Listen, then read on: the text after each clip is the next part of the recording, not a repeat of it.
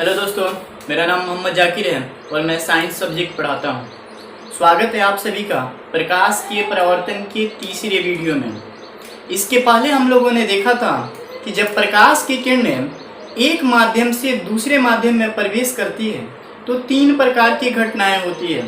पहली घटना, जब प्रकाश की किरणें किसी वृत्तकारी पृष्ठ पर पड़ती है तो पुनः उसी माध्यम में लौट जाती है, जिसे प्रकाश का परावर्तन कहते हैं। दूसरी घटना, जब प्रकाश की किरणें एक माध्यम से दूसरे माध्यम में प्रवेश करती हैं तो अपने पथ से विचलित हो जाती है या थोड़ा हट जाती है, जिसे प्रकाश का अपवर्तन कहते हैं।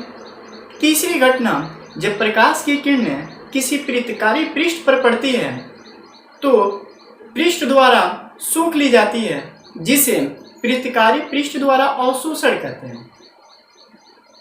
पहली घटना प्रकाश का परावर्तन है और आज हम लोग इसी के बारे में चर्चा करेंगे कि प्रकाश का परावर्तन होता क्या है। दोस्तों, प्रकाश के परावर्तन का सबसे अच्छा उदाहरण है हम लोगों का देखना, क्योंकि हम लोग किसी भी वस्तु को कैसे देखते हैं। तो दोस्तों, प्रकाश की किरणें किसी भी अपारदर्शी वस्तु से टकराती है और टकराने के बाद हमारे आंखों तक पहुंचती है, जिससे हमें किसी भी वस्तु के देखने का आभास होता है। प्रकाश का परावर्तन होता क्या है?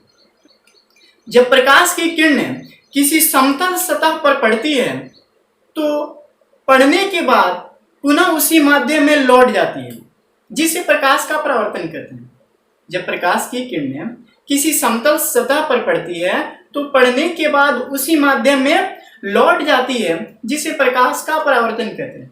प्रकाश परावर्तन के दो नियम हैं, ये देखते हैं।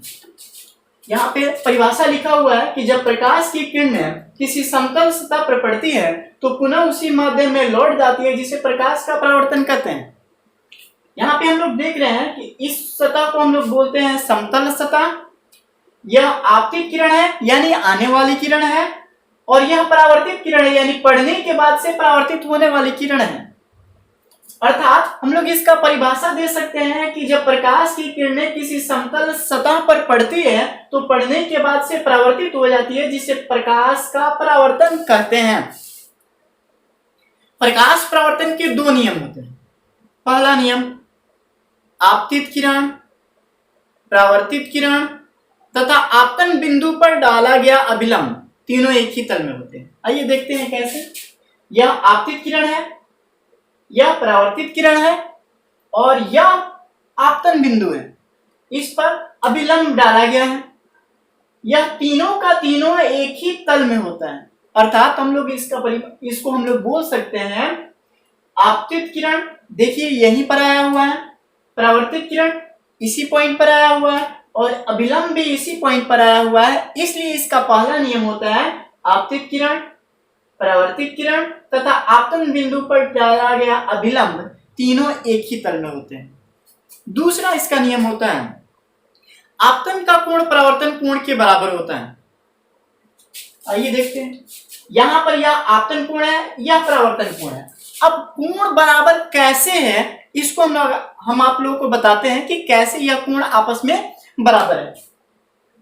दोस्तों, मैथमेटिक्स में आप लोग जानते हो कि कोई भी कोण हो, किसी भी कोण पर एक लंब डाल दिया जाता है तो वह लंब उसे बराबर बराबर कोणों में विभाजित कर देता है, बांट देता है।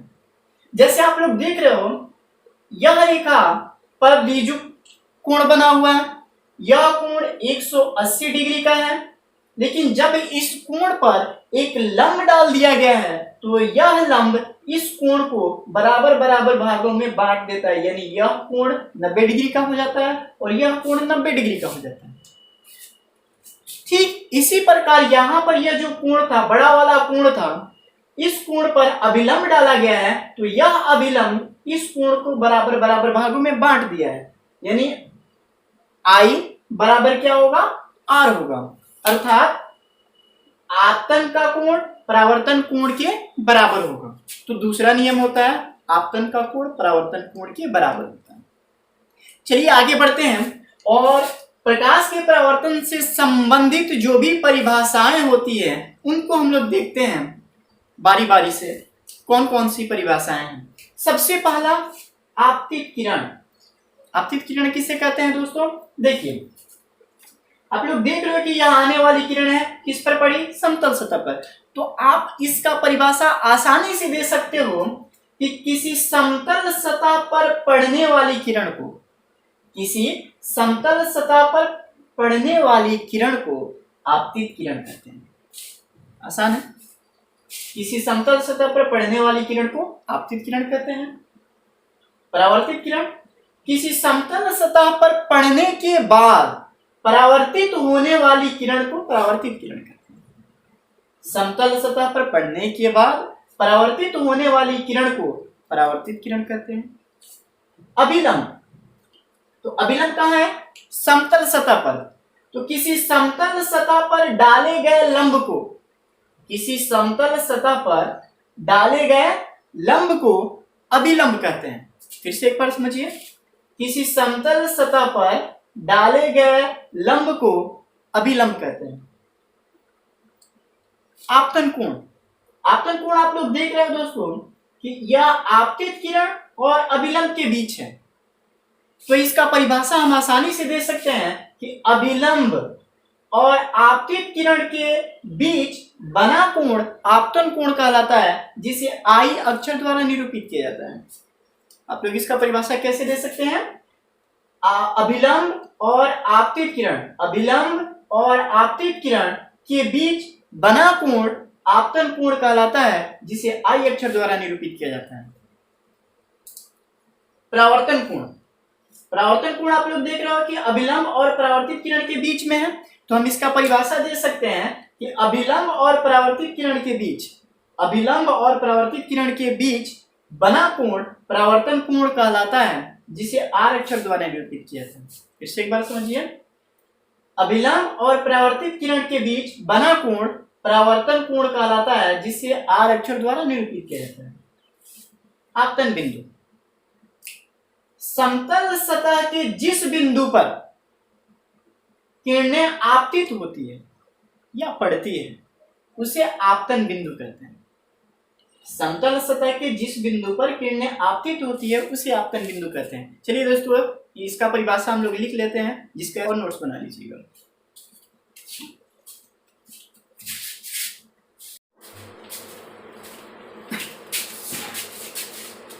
इनका परिभाषा इस प्रकार है दोस्तों। आपतित किरण, किसी समतल सतह पर पड़ने वाली किरण को आपतित किरण कहते हैं। किसी समतल सतह पर पड़ने वाली किरण को आपतित किरण कहते हैं। परावर्तित किरण, समतल सतह पर पड़ने के बाद परावर्तित होने वाली किरण को परावर्तित किरण कहते हैं। समतल सतह पर पड़ने के बाद परावर्तित होने वाली किरण को परावर्तित किरण कहते हैं। अभिलंब, समतल सतह के जिस बिंदु पर लंब डाला जाता है उसे अभिलंब कहते हैं। समतल सतह पर डाले गए लंब को अभिलंब कहते हैं। आपतन कोण, अभिलंब और आपतित किरण के बीच बना कोण आपतन कोण कहलाता है, जिसे आई अक्षर द्वारा निरूपित किया जाता है। अभिलंब और आपतित किरण के बीच बना कोण आपतन कोण कहलाता है, जिसे आई अक्षर द्वारा निरूपित किया जाता है।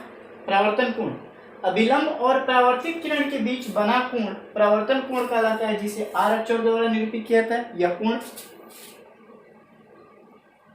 आपतन बिंदु, किरणें समतल सतह के जिस बिंदु पर पड़ती है उसे आपतन बिंदु कहते हैं। किरणें समतल सतह के जिस बिंदु पर पड़ती है उसे आपतन बिंदु कहते हैं। ठीक है दोस्तों, आप इसका नोट्स बना लीजिएगा ना। अब चलते हैं, हम लोग देखते हैं दर्पण की ओर। दर्पण किसे कहते हैं, दर्पण क्या होता है, दर्पण के कितने प्रकार होते हैं, सभी के बारे में हम लोग जानते हैं बारी बारी से। तो आइए जानते हैं दोस्तों दर्पण किसे कहते हैं। दोस्तों, दर्पण और कांच में अंतर होता है। हम लोग वाहन पर बैठे रहते हैं और सामने की तरफ जिसके द्वारा हम लोग देखते हैं वह कांच कहलाता है, किंतु जिसमें हम लोग अपना फेस देखते हैं वह दर्पण कहलाता है। तो आइए जानते हैं दर्पण किसे कहते हैं। दर्पण कांच का ही एक भाग होता है जिसकी एक सतह चिकनी तथा दूसरी पॉलिश की हुई रहती है। अर्थात मान के चलिए कि यह एक कांच है, इस कांच का एक सतह हम पॉलिश कर देते हैं इस कांच का एक सतह हम पॉलिश कर देते हैं और दूसरी सतह को हम चिकना छोड़ देते हैं। यह सतह चिकना होगा, यह सतह पॉलिश किया हुआ रहेगा। तो ऐसा होने पर इसे हम दर्पण बोल सकते हैं। एक सतह चिकना होना चाहिए और दूसरा सतह पॉलिश किया हुआ रहेगा, तभी हम उसे दर्पण बोलेंगे, अन्यथा दर्पण नहीं होगा, वह कांच होगा। दर्पण दो प्रकार के होते हैं, एक समतल दर्पण, दूसरा गोलीय दर्पण। गोलीय दर्पण भी दो प्रकार के होते हैं, अवतल दर्पण तथा उत्तल दर्पण। इसके बारे में हम लोग अगले वीडियो में चर्चा करेंगे। हम लोग यह जानते हैं कि समतल दर्पण किसे कहते हैं। आइए जानते हैं समतल दर्पण किसे कहते हैं। समतल दर्पण, यदि किसी कांच की पट्टिका को एक तरफ से पॉलिश कर दी जाए तो वह पट्टिका समतल दर्पण कहलाती है। अर्थात मान के चलिए कि यह एक कांच है और इस कांच के पट्टिका को एक तरफ से पॉलिश कर दिया गया है और एक सतह को वैसे ही छोड़ दिया गया है, तब उसे हम लोग समतल दर्पण कहेंगे।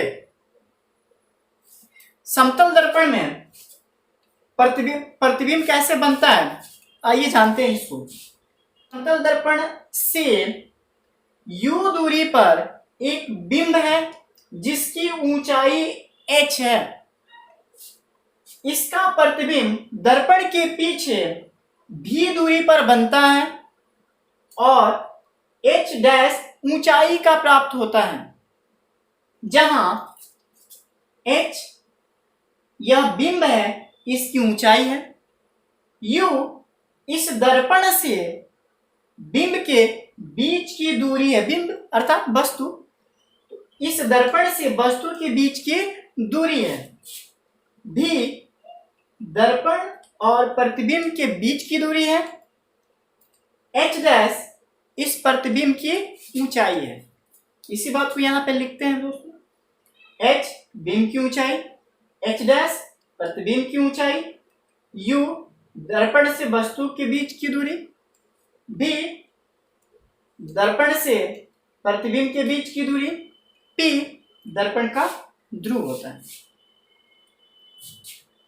आइए दोस्तों, अब जानते हैं हम लोग कि समतल दर्पण द्वारा बने प्रतिबिंब के गुणधर्म कौन कौन से होते हैं।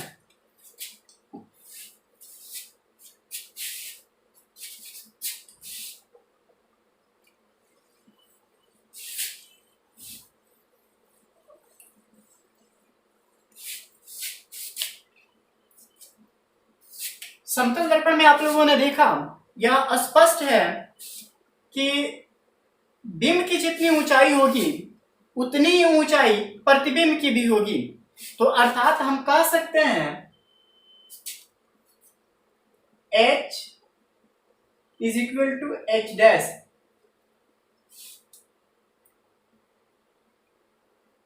हम कह सकते हैं कि h यानी बिंब की ऊंचाई, h डैश प्रतिबिंब की ऊंचाई, दोनों आपस में बराबर होंगे।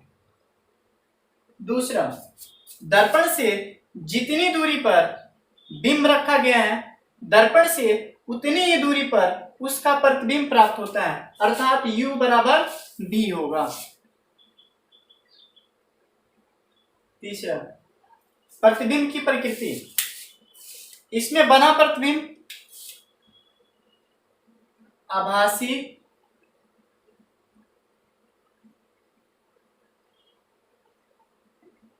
सीधा तथा वस्तु के बराबर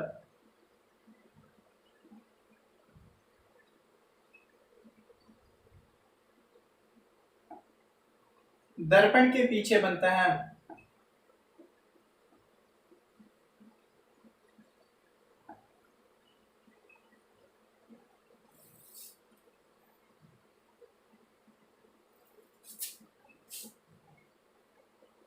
दोस्तों, इसके आवर्धन की बात की जाए तो आवर्धन को हम अंग्रेजी में मैग्निफिसेंट बोलते हैं, इसलिए इसको शॉर्ट में एम से भी डिनोट किया जाता है। आवर्धन बराबर होता है प्रतिबिंब की ऊंचाई, प्रतिबिंब की ऊंचाई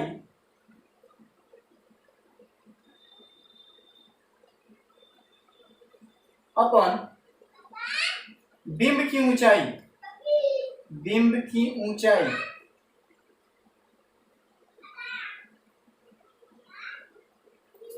चित्र में स्पष्ट है कि प्रतिबिंब की ऊंचाई h डैश है और बिंब की ऊंचाई h है।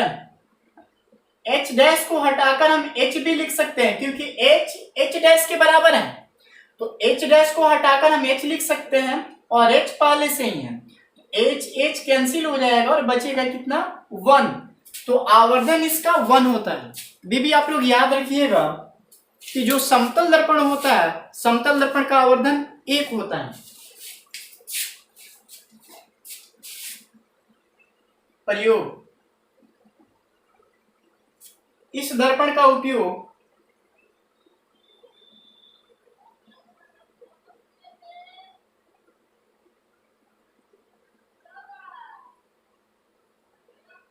चेहरा देखने में किया जाता है।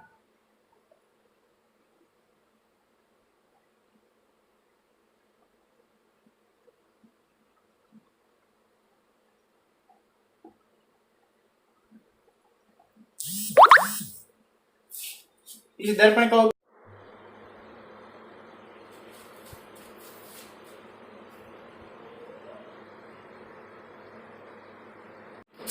अगर वीडियो अच्छा लगा हो तो चैनल को सब्सक्राइब करें, लाइक करें, कमेंट करें, शेयर करें। थैंक्स।